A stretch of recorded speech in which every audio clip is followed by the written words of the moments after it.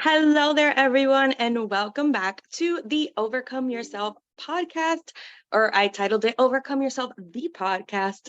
As you guys know, my name is Nicole. I'm so excited to be here today with Krystal. Krystal, you work in wellness.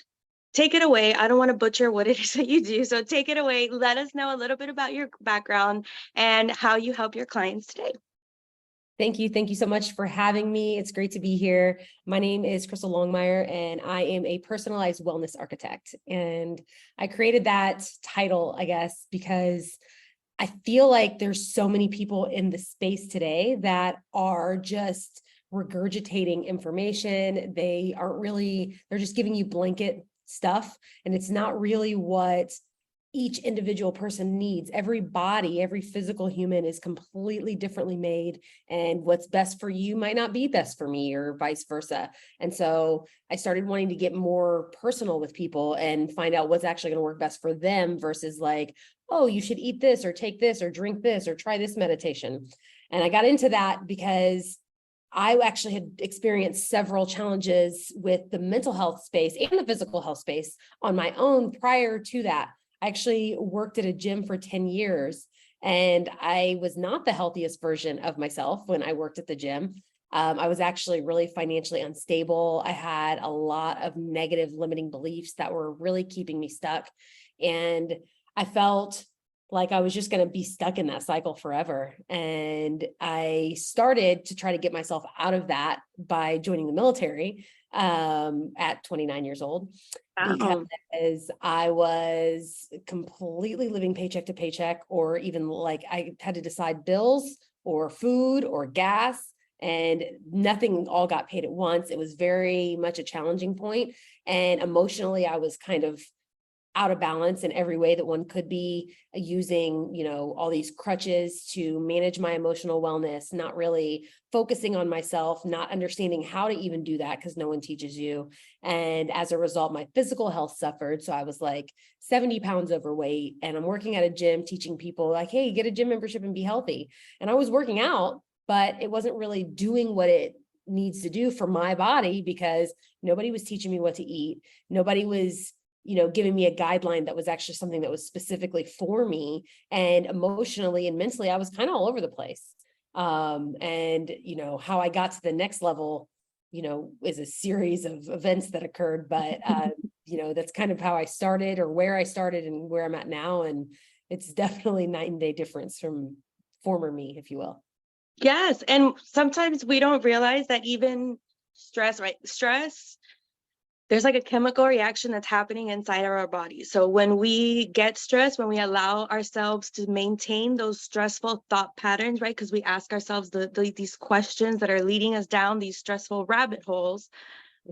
There's like, one of the things that I've heard a lot about is like cortisol, right? And then you get like this protective fat around your belly because stress, right? And so there's a big link between, it's not just about going to the gym, right? Because we do have to eat. We have to eat the right things.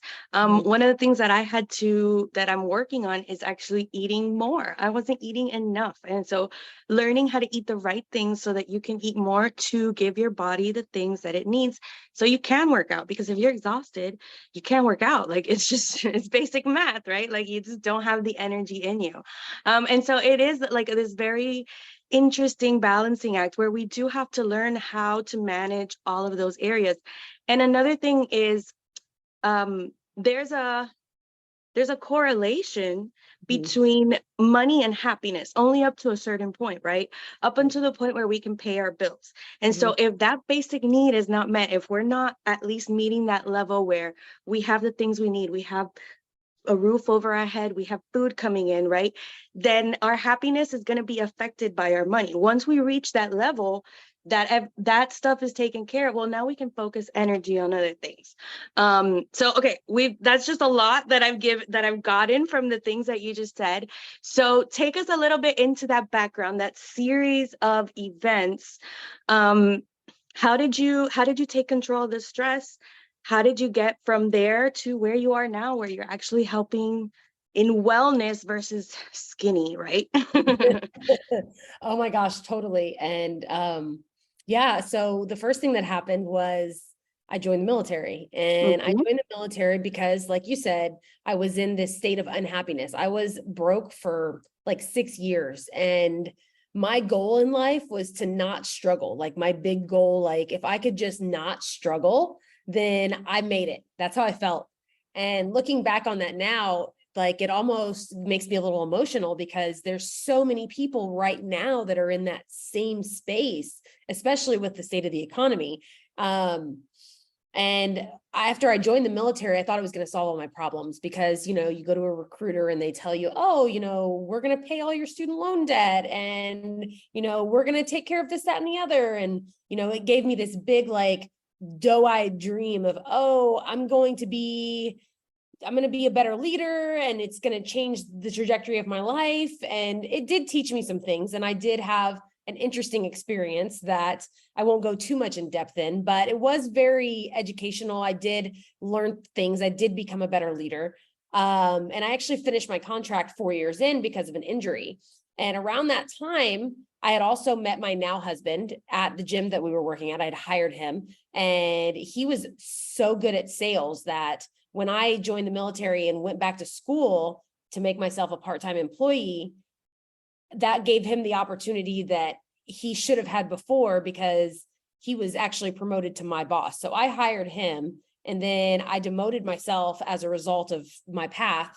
And he was able to become my boss, which I did not enjoy. And he loves telling that story. But down that path, he actually got so good at what he was doing that he reached the ceiling. He was not going to make any more money at that job. And he was like, well, there has to be more than this. He found a network marketing opportunity, and that network marketing opportunity taught him in the skill set of trading in the Forex markets. And so he was able to become an educator for that company, and he started traveling. And I was very anti-network marketing. I had that mindset of, oh, that's a scam, and you're just trying to sign people up so you can get paid. And I was against it. And he was like, okay, well, I'm going to go do it. And then he started like traveling to all these other countries and speaking for these people. And I'm over here at my job, just like, I want to go to Trinidad. I want to go to, Spain. I want to go to these places. And he's like, well, you have a job. He's like, do you want to, get involved in this? So I did. I started getting involved, and I was able to pay off my $15,000 in student loan debt. So I no longer had a negative stigma towards network marketing. And as a result of what he did, he was able to completely retire himself from what he was doing. And then I no longer needed to work a regular job. We were living in Indianapolis at the time, and we moved to San Diego, and we're like, we're going to live here and we're going to do the thing from here. But I wasn't happy doing that thing. It wasn't my thing. It was his thing. And I felt like I'm just doing what he basically used to retire me. Like, that's what I should be doing. And we do that to ourselves a lot, where we tell ourselves what we should be doing, but it's based on arbitrary information that we're getting, because we think that's what we should be doing based on what somebody else wants us to do, or what society says, or what our parents told us. And that's where I was at. And so we ended up going to this Bob Proctor event. And at this event, Bob Proctor was standing on stage, and he's asking the audience, what do you want? And so I wrote, I want to be a master Forex trader and a chairman 100. It was the rank in this company we were in. And these strangers sitting at a table with looked at me, and they're like, that's not what you want. And I was like, well, how do you know? They were like, I couldn't feel you at all. You have no emotion. There's no desire behind it. There's no, like, it was robotic when you said it. And they were like, where's your brainstorm list? And they asked me to see what I had written on my like little list. And I reluctantly showed it to them. And I had written dance, but crossed it out. And they were like, why'd you cross that out? Well, I'm not that good of a dancer. Limiting belief. And they were like, I wrote yoga. They were like, why'd you write yoga? I was like, yoga teachers are broke. Limiting belief. And there was something about wanting to clean the oceans. Like, that's a big passion of mine, because the oceans are such an important part of our physical existence on this planet.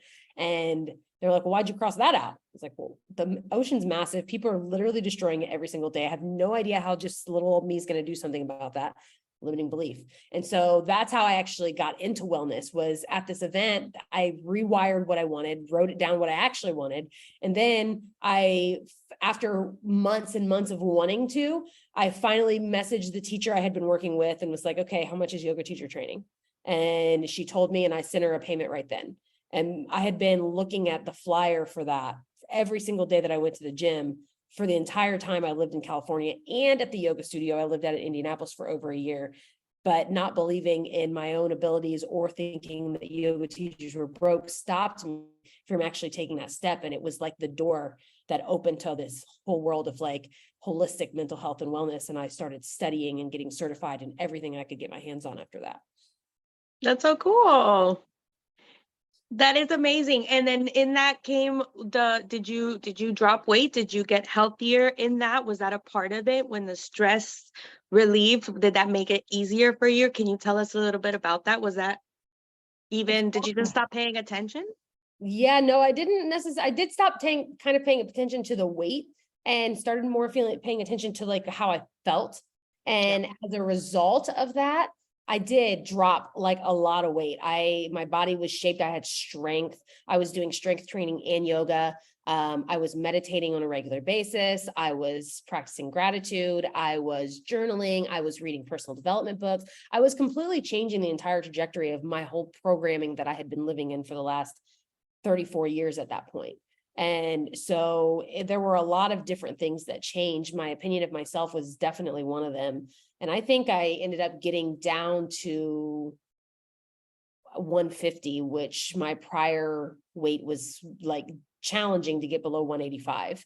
So I felt really good about myself. I felt confident, and I felt like there's just so much to this. And what ended up happening is I started coaching people in the network marketing company. So I was still in the network marketing company at this point, still not loving the network marketing. But one of the things was with network marketing, you get people on a call and kind of find out what their goals are and what's their why. And I started to teach people how to figure out their why, because I realized that if I didn't know what I wanted after going to this event, all these other people probably didn't know what they wanted either. And so I was like, I want to help them learn what that is. I want to help them dig into their heart and find out what they want, and not, well, my mom said I should, or my husband thinks I should, or my kids say whatever. I was like, everybody has the right to go after what they're passionate about and feel fulfilled when they're doing it. And so I started to work with these people, and I would get on the phone with them, and almost every single time, within 5 minutes of the call, they would be telling me that they were physically abused, that they were sexually molested, that they were beaten, that they experienced drug abuse, all of these different traumas. And I was like, well, this is the reason that they don't know. It's not even necessarily that they were programmed, but it's that they've got all of these patterns and all of these things that have been fed into them their entire lives. And they don't believe in themselves, and they don't know their worth. And so then I was like, or wow. They're trying to protect themselves from letting this happen again. Oh my gosh, yes. Like putting that armor on. And I was like, this is what I'm supposed to do. I asked myself, like, why are these people telling me this? I'm not on the call to talk to them about this. I'm on the call to help them figure out their goals. But then I was like, well, there's a reason that they're telling me this. It's because I'm supposed to help them. And so then that's when I really got into kind of creating programs and doing coaching for people. That's amazing. And I want to highlight that in the beginning of your story, what you wanted was to not struggle, but you were still focusing on struggle. Mm-hmm. And then you mentioned that you were stuck in that cycle for like 6 years. And so you're like, I don't want to struggle. I don't want to struggle. But to your mind, the only thing your mind heard was struggle, struggle, struggle. So your mind is going to give you what you want. You think struggle. All right, dude, like, let's struggle. Yeah. And you were able to, through all the things that you mentioned, gratitude, the meditations, the journaling, refocusing, like changing your perception and changing that focus. And now you knew what you wanted. And so that is a very important key, is what are you focusing on? And like really taking that brainstorm and figuring out, what do I want? If this is what I don't want, I know I don't want this, then what do I want instead? Because until you don't know that, like, it's like, like you get in your car and you just start driving. Where are you going? I don't know, but I don't want to be here. But like, if once I got stuck on like 285, it's in Atlanta. And it's this big circle that goes around the city. This is like, I was stuck on this road for 8 hours, dude. So I went around one side and I went and almost hit the exit, but then I was like, no, it's gotta be. And then I drove all the way around to the other side to one exit before where I was supposed to be. It was a whole thing. And that's what happens when we set out without a destination. We don't have a GPS. You get right where you were about to get off, and this is the exit. This is where the success is. No, I'm gonna turn around. This is obviously not working. And then you turn around, you go all the way back around to the other side. 8 hours, like I spent the whole night driving around that road. And so when you were able to sit down and brainstorm and sit with some people who were like, hey, there's no passion there, you were like, okay, let me put an address in this GPS. I'm done driving around in circles. I'm gonna get where I want to go. And it's definitely not on this road. So we got to figure out where to go. That is amazing, amazing, amazing.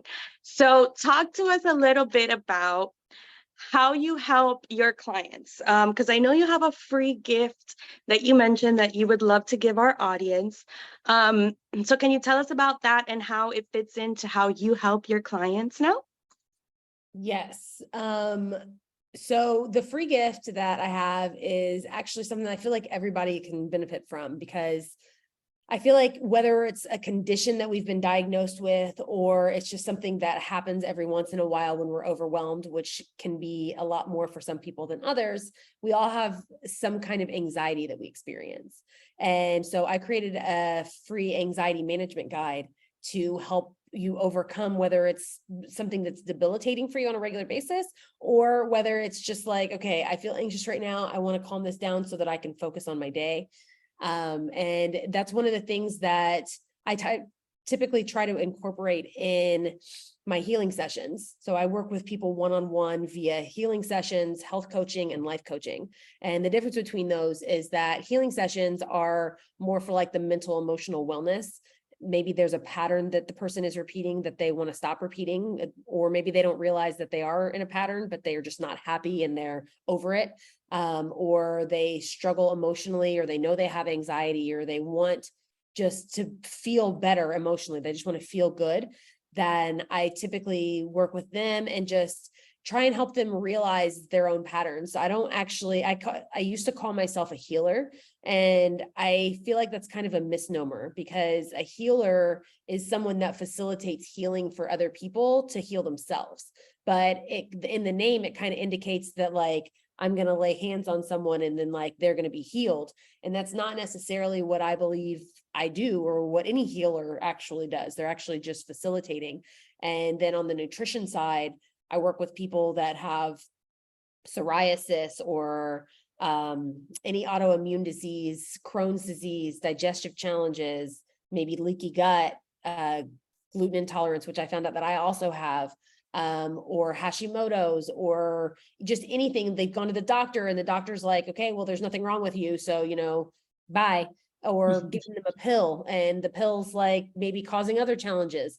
And it's generally like there's a food that you're eating that's not good. And even if you just take a blood test, it's not always that simple. Like sometimes you have to go even deeper than that and do food elimination diets. And it actually takes work. And what tends to happen with a lot of people when they're trying to find answers is they get given up on. Like they can't find the answer after round 1, 2, or 3. So they're like, okay, well, sorry. And that's sad. And I just don't want to give up on people. And I feel like there's an answer for everyone. And then on the life coaching, I kind of combine the healing and the nutrition, and I work a little bit with goal setting and, what do you want? And, overall happiness and gratitude is tied into every single one of those, because I feel like all of those things start with your mindset and reprogramming yourself. And you mentioned something about what you focus on and how important that is. And I feel like a key that many people don't realize in every aspect of wanting to grow and change in their lives is when asked what they want, they always say what they don't want. And your mind doesn't hear the don't. Your mind just hear, like that's where you're talking about with the struggle. Your mind doesn't hear the don't. So you become what you think about most of the time. And if all you're thinking about is what you don't want, then that's what you're going to bring into your life. That's what so many people do. And sometimes it takes several rounds with clients where I have to be like, what do you want? And then them actually give me an answer on what they want instead of what they don't want. Yes, because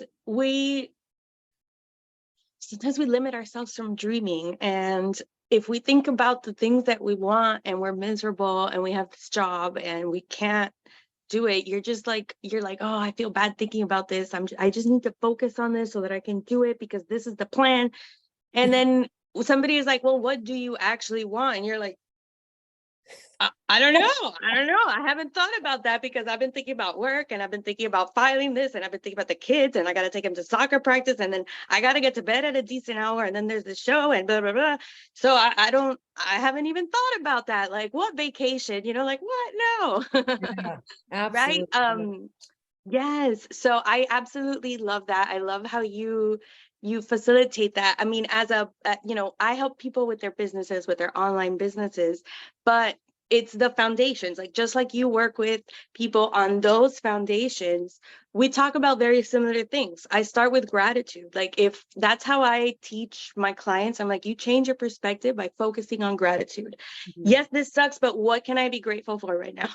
Yes. And I know because that's what I did, right? I had to learn to focus. I don't have all of these things, but what do I have? How can I start with what I do have and go from there, right? How can I earn the money to get this new computer? How can I make something happen to, do whatever it is? Just the computer was sitting in front of me. And so that made me think of that. Um, then the next step is the habits. Those simple, tiny success habits is what I call them. You mentioned a lot of them. We reshape our focus by journaling, writing about those things that we want, that we don't want, getting it out of our brain, Mhm. practicing gratitude. I always say, write 3 things down every day, 3 things that you're grateful for, so your brain can practice. And then the last part of my book, which is where this whole podcast and stuff comes from, is discovering the superpower in what you thought was your weakness. And so I think that that's what we're talking about, where people are like, oh, I have anxiety. Well, it maybe that's where your superpower lies. We just have to work through what's going on, right? Because there is something there. There's a wound there. Mhm. And once we heal it, there's a superpower that can come out of that. Because when we have anxiety, when we have these things, we have to teach ourselves. Malcolm Gladwell calls it compensation learning, right? Mhm. And we have to teach ourselves how to keep up with everybody else, like how to put on a brave face when we're like shaking inside, and things like that. And so those are really valuable things, little lessons that we learn, little insights that we get, like people, like when we have anxiety, people that have anxiety, and so it's amazing to be able to reframe that, because I mean, an anxious mind is just an over analytical mind, right? And if you turn that and use it for good, right? Instead of using that as nervous energy, we can use it as excitement energy, and there's so much good that can come from that, right? So just using what we have in a different way, just seeing it in a different way, right? This has been absolutely wonderful, Krystal. So how can the audience get their free gift? How can we reach out if we want to work with you and set those foundations, the healing and then our wellness? Like those are like, that's where everything starts, right? So how do we get in touch with you for that? So I have Instagram is definitely the easiest way to get in touch with me at healingwithkrystal_. And on there, there's a link to the free gift. It's actually in the link in my bio, and it's also on my website at krystalsworld.com. And that's also where you can contact for the healing sessions. If you want to get involved with healing sessions, or if you want to do just a discovery call and find out how it would actually benefit you, because I feel like that's an important conversation for everyone to have. As like I said, it is very personal experience. And then I also work with essential oils, which I didn't even really talk too much about. But if you are interested in learning more about those or want to use those for mental health, physical health, emotional health, or anything of that sort, then I also have a website you can order those from, or you can always DM me with questions. Amazing. And the link for the anxiety management book, can you say that name again and where we can find? So it's called, the link's just called Anxiety Management Guide, and you just go straight to my Instagram, click the link in my bio, and it'll be right there. Perfect. And all of those links will be in the show notes when this episode airs. And so depending on where you're watching this, check below, check the comments. All the links will be available so you can get in touch with Krystal. Krystal, this has been amazing. You are so vibrant. You are a joy to speak with. It was just such a pleasure having you. Can you leave us with a final tip for the audience? Yeah. So I love what you said about finding your superpower. And I think that your uniqueness is your superpower. I think that we're all given special gifts, and those gifts don't look like your neighbor or your friend or your family or the people around you. And it might be in the same field as somebody you know, but you do it differently than everybody else. And so that's something that I actually talked about in a chapter in a book that I wrote, that I spent so much of my life trying to fit in. And then I found out that not fitting in was what made me special and what made my superpower shine. And so I would say tap into that uniqueness. I love that. And that makes me think of what Brene Brown says, is that it's not about fitting in. We're not looking to fit in. We don't need to fit in. What we want is belonging.